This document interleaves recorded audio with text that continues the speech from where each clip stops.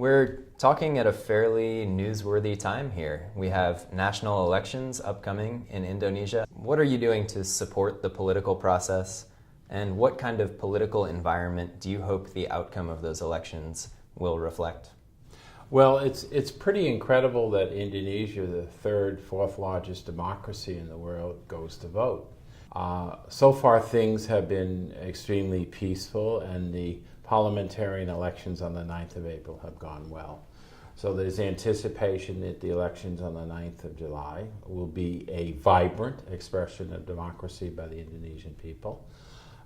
We also would hope that the turnout, even though the turnout was very high, 75% in the legislative elections, that there'll also be more of a turnout of people exercising their franchise to vote. The other exciting thing in Indonesia is the youth.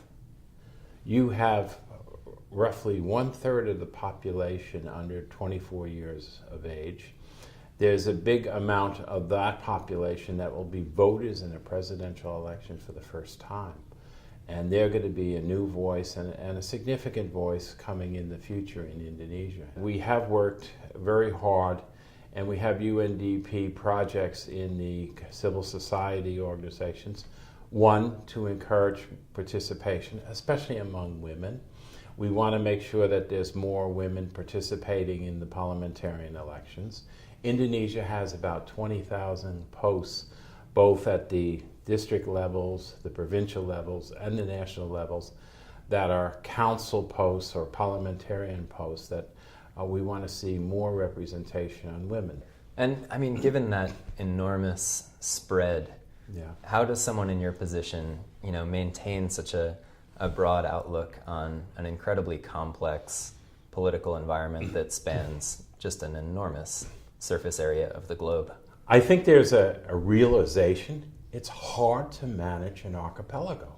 You have the longest and largest archipelago in the world, which stretches over 5,000 kilometers or over 3,000 miles. You have different ethnic groups, you have different languages, you have different cultures spread out among the 18,306 islands that you have to manage. So anybody taking that job on as president, it's a tough job. And you also, with Indonesia in the past, has had conflict, and a president needs to abate those kind of conflicts and manage that.